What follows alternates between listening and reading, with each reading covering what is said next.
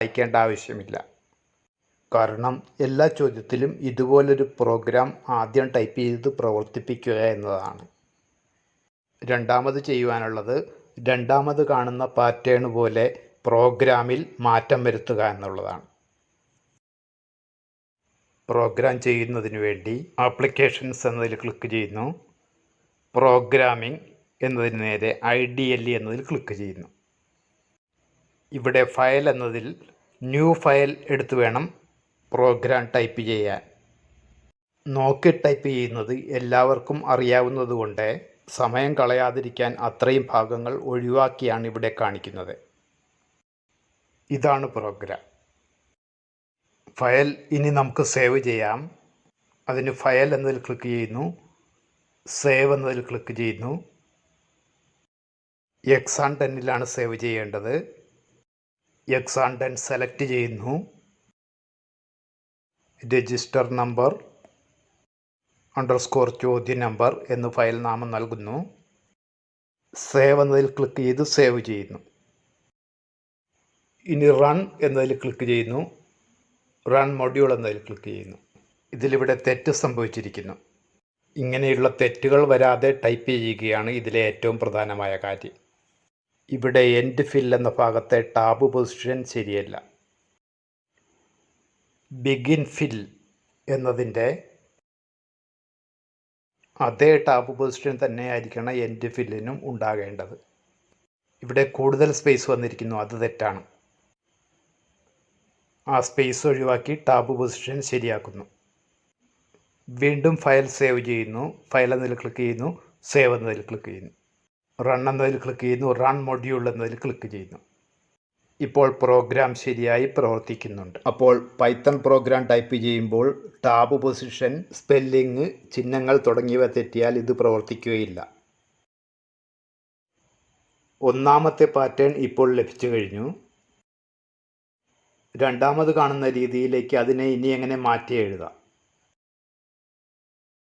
ഇവിടെ കാണുന്ന ഗ്രീനിന് പകരം ഇവിടെ യെല്ലോ ആണ്. അതുകൊണ്ട് ഇവിടെ കാണുന്ന ഗ്രീൻ മാറ്റി യെല്ലോ ആക്കണം.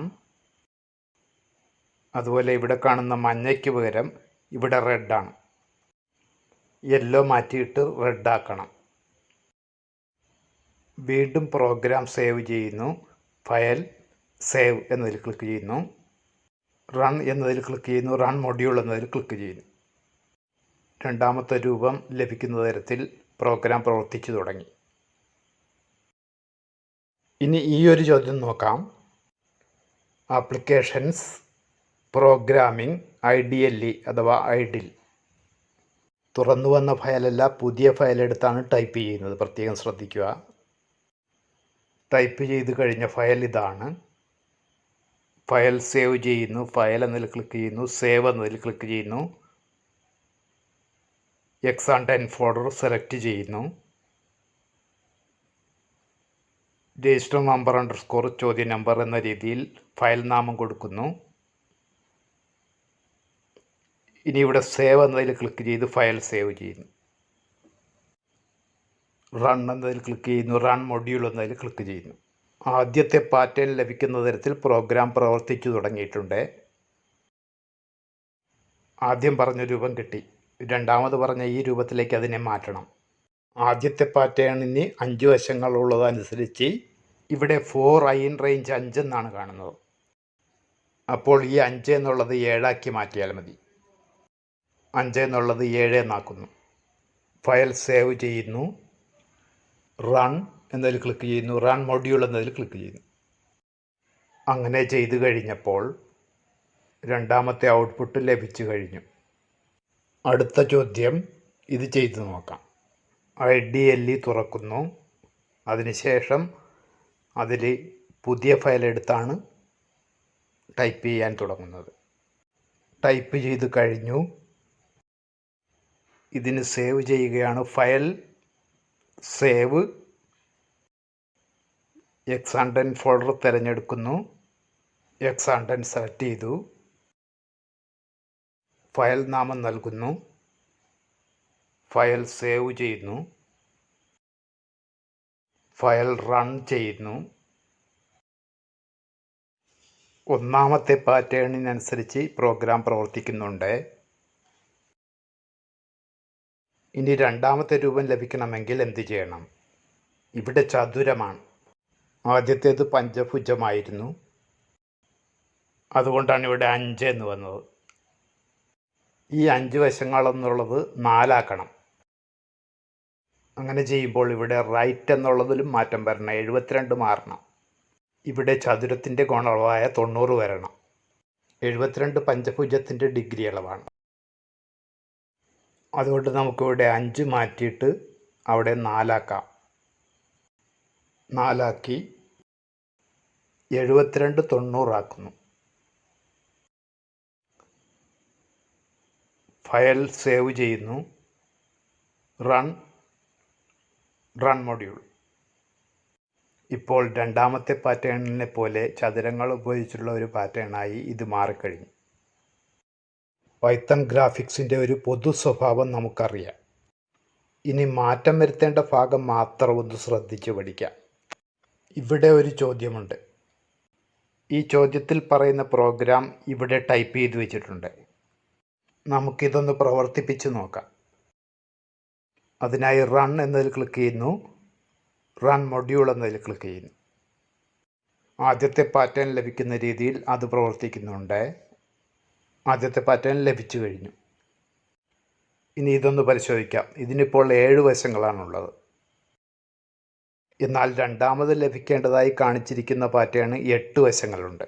അപ്പോൾ ഇവിടെ ഈ 7 മാറ്റിയിട്ട് അത് 8 ആക്കണം. പിന്നെ ഇവിടെ റെഡ് ബ്ലൂ ആണ്. രണ്ടാമത് ലഭിക്കേണ്ട പാറ്റേണിൽ യെല്ലോ ബ്ലൂ ആണ്. നമുക്കങ്ങനെ മാറ്റി നോക്കാം. ഇവിടെ 7 പകരം 8 എന്നാക്കുന്നു. ഇവിടെ റെഡ് മാറ്റി യെല്ലോ ആക്കുന്നു. ഇനി സേവ് ചെയ്യുന്നു. File save. ഇനി പ്രവർത്തിപ്പിക്കുകയാണ്. പ്രവർത്തിപ്പിക്കുമ്പോൾ മാറ്റം വരുന്നത് ശ്രദ്ധിക്കുക. പുറത്തെ വരയുടെ നിറം മഞ്ഞയായി. അതുപോലെ തന്നെ 8 വശങ്ങളുള്ള ഒരു പാറ്റേണായി അത് മാറിക്കഴിഞ്ഞു. ഈ ചോദ്യം പരിശോധിക്കുക. ആദ്യം കിട്ടേണ്ട പാറ്റേൺ ഇതാണ്. അത് ലഭിക്കുന്നതിനുള്ള പ്രോഗ്രാം ഇവിടെ ടൈപ്പ് ചെയ്ത് വെച്ചിട്ടുണ്ട്. ആദ്യം നമുക്ക് പ്രോഗ്രാം പ്രവർത്തിപ്പിച്ച് നോക്കാം. റൺ എന്നതിൽ ക്ലിക്ക് ചെയ്യുന്നു. റൺ മൊഡ്യൂൾ എന്നതിൽ ക്ലിക്ക് ചെയ്യുന്നു. ആദ്യത്തെ പാറ്റേൺ ലഭിക്കുന്ന രീതിയിലാണ് പ്രോഗ്രാം പ്രവർത്തിച്ചു കൊണ്ടിരിക്കുന്നത്. അത് കിട്ടിക്കഴിഞ്ഞു. എന്തൊക്കെയാണ് ഇവിടെ ചെയ്യേണ്ടി വരിക? രണ്ടിൻ്റെയും ബോർഡർ കളർ പിങ്ക് ആണ്. ആദ്യത്തെ രൂപത്തിൻ്റെ ഉള്ളിലെ കളർ റെഡാണ്. രണ്ടാമത്തെ രൂപത്തിൽ ബോർഡർ കളർ പിങ്ക് തന്നെ, ഉള്ളിലെ നിറം യെല്ലോയാണ്. എന്നാൽ ബോർഡർ കളർ പിങ്കിൻ്റെ കട്ടി കുറച്ച് കൂടുതലാണ്. അതുകൊണ്ട് ഇവിടെ റെഡ് എന്നത് മാറ്റിയിട്ട് അവിടെ യെല്ലോ എന്നാക്കേണ്ടതുണ്ട്. യെല്ലോ എന്നാക്കി. പിന്നെ ശ്രദ്ധിച്ചു കഴിഞ്ഞാൽ പെൻ സൈസ് കൂടുതലാണ്. അപ്പോൾ നമുക്കിവിടെ പെൻ സൈസ് 3 പകരം 9 എന്നാക്കി നോക്കാം. ഇനി ഇത് സേവ് ചെയ്യുന്നു. File save. പ്രോഗ്രാം ഇവിടെ നിന്ന് റൺ ചെയ്യിക്കുന്നു. രണ്ടാമത്തെ പാറ്റേൺ നമുക്ക് ലഭിച്ചു കഴിഞ്ഞു. പെൻ സൈസും കളറുമൊക്കെ ഏകദേശം കൃത്യം. ഇവിടെ ഒരു പ്രോഗ്രാമുണ്ട്. ഇത് നമുക്ക് പ്രവർത്തിപ്പിച്ച് നോക്കാം. അതിനുവേണ്ടി റൺ എന്നതിൽ ക്ലിക്ക് ചെയ്യുന്നു. റൺ മൊഡ്യൂൾ എന്നതിൽ ക്ലിക്ക് ചെയ്യുന്നു. ഒന്നാമത്തെ പാറ്റേൺ ലഭിക്കുന്ന രീതിയിൽ തന്നെയാണ് പ്രോഗ്രാം പ്രവർത്തിച്ചു കൊണ്ടിരിക്കുന്നത്. കളർ ഓറഞ്ച് സിയാൻ എന്ന ക്രമത്തിൽ തന്നെയാണ്. അപ്പോൾ രണ്ടാമത്തെ പാറ്റേൺ ലഭിക്കണമെങ്കിൽ നിറം മാത്രം ശ്രദ്ധിച്ചാൽ മതിയാവും. ഇവിടെ കാണുന്ന ഓറഞ്ച് സിയാൻ എന്നീ നിറങ്ങൾക്ക് മാറ്റം വരുത്തിയാൽ മതി. ഇവിടെ കാണുന്ന നിറം ചുവപ്പും നീലയുമാണ്. അപ്പോൾ നമുക്കിവിടെ ഓറഞ്ചിൻ്റെ സ്ഥാനത്ത് റെഡ് എന്ന് കൊടുക്കേണ്ടതുണ്ട്. സിയാൻ മാറ്റിയിട്ട് അവിടെ ബ്ലൂ എന്ന് കൊടുക്കേണ്ടതുണ്ട്. ബ്ലൂ എന്നാക്കി. ഇനി ഫയൽ സേവ് ചെയ്യുന്നു. റൺ ചെയ്യുന്നു. റൺ മൊഡ്യൂൾ എന്നതിൽ ക്ലിക്ക് ചെയ്ത് റൺ ചെയ്തു. പാറ്റേണിൽ വന്ന നിറവ്യത്യാസം വളരെയധികം പ്രകടമാണ്. രണ്ടാമത്തെ ഔട്ട്പുട്ട് ലഭിക്കുന്ന തരത്തിൽ തന്നെയാണ് പ്രോഗ്രാം പ്രവർത്തിക്കുന്നത്. രണ്ടാമത്തെ ഔട്ട്പുട്ട് കൃത്യമായി ലഭിച്ചു കഴിഞ്ഞു. ഈ പ്രോഗ്രാം ഒന്ന് പരിശോധിച്ച് നോക്കാം. റൺ എന്നതിൽ ക്ലിക്ക് ചെയ്യുന്നു. റൺ മൊഡ്യൂൾ എന്നതിൽ ക്ലിക്ക് ചെയ്യുന്നു. ആദ്യത്തെ പാറ്റേൺ ലഭിക്കുന്ന തരത്തിൽ പ്രോഗ്രാം ശരിയായ രീതിയിൽ തന്നെ പ്രവർത്തിച്ചു തുടങ്ങിയിട്ടുണ്ട്.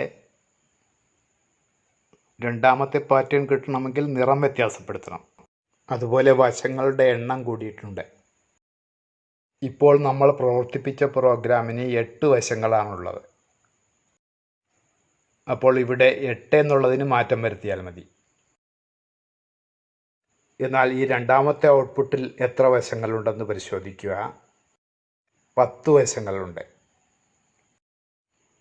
അപ്പോൾ ഇവിടെ ഈ 8 എന്നുള്ളത് മാറ്റിയിട്ട് അവിടെ 10 എന്ന് ടൈപ്പ് ചെയ്യുന്നു.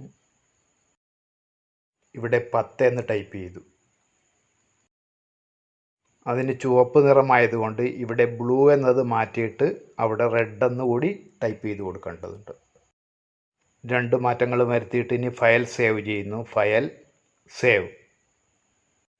റൺ എന്നതിൽ ക്ലിക്ക് ചെയ്യുന്നു. റൺ മൊഡ്യൂൾ എന്നതിൽ ക്ലിക്ക് ചെയ്യുന്നു. രണ്ടാമത്തെ പാറ്റേൺ ലഭിക്കുന്ന തരത്തിൽ തന്നെയാണ് ഇപ്പോൾ പ്രോഗ്രാം പ്രവർത്തിച്ചു തുടങ്ങിയിരിക്കുന്നത്.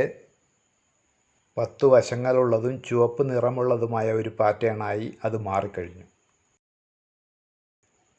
അടുത്ത ഒരു ചോദ്യം കൂടി. ആദ്യത്തെ പാറ്റേണിന് 3 വശങ്ങളുണ്ട്. രണ്ടാമത്തേതിന് 6 വശങ്ങളുണ്ട്. അപ്പോൾ ഇവിടെ കാണുന്ന 3ന് പകരം 6 ആക്കേണ്ടി വരും. അങ്ങനെ ചെയ്യുമ്പോൾ റൈറ്റ് 120 എന്ന അളവ് കൂടി മാറ്റേണ്ടി വരും. ഏതായാലും ആദ്യം നമുക്കിതൊന്ന് പ്രവർത്തിപ്പിച്ച് നോക്കാം. റൺ എന്നതിൽ ക്ലിക്ക് ചെയ്യുന്നു. റൺ മൊഡ്യൂൾ എന്നതിൽ ക്ലിക്ക് ചെയ്യുന്നു. ആദ്യത്തെ പാറ്റേൺ ലഭിക്കുന്നുണ്ട്. 2 മാറ്റങ്ങൾ ഇവിടെ വേണ്ടി വരും. ആദ്യം നമുക്ക് 3 മാറ്റിയിട്ട് 6 ആക്കി നോക്കാം. അതിനുശേഷം തൽക്കാലം ഫയൽ സേവ് ചെയ്ത് നോക്കാം. Run module. ഇത് ശരിയായി പ്രവർത്തിക്കുകയില്ല. 1ന് മുകളിൽ 1 എന്ന രീതിയിലായിരിക്കും ഇനി മുതൽ ഇതിൽ വരകൾ നടക്കുന്നത്. ഇവിടെ 120 മാറ്റിയിട്ട് 60 ആക്കുകയാണ്. 6 × 60 = 360.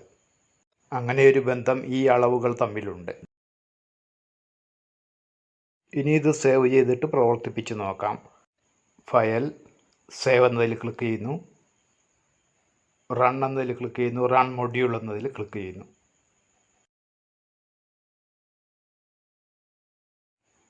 ഇപ്പോൾ ശരിയായതായി നമുക്ക് മനസ്സിലാക്കാം. 6 വശങ്ങൾ ഉള്ള രീതിയിൽ തന്നെയാണ് ഇപ്പോൾ പാറ്റേൺ വന്നുകൊണ്ടിരിക്കുന്നത്.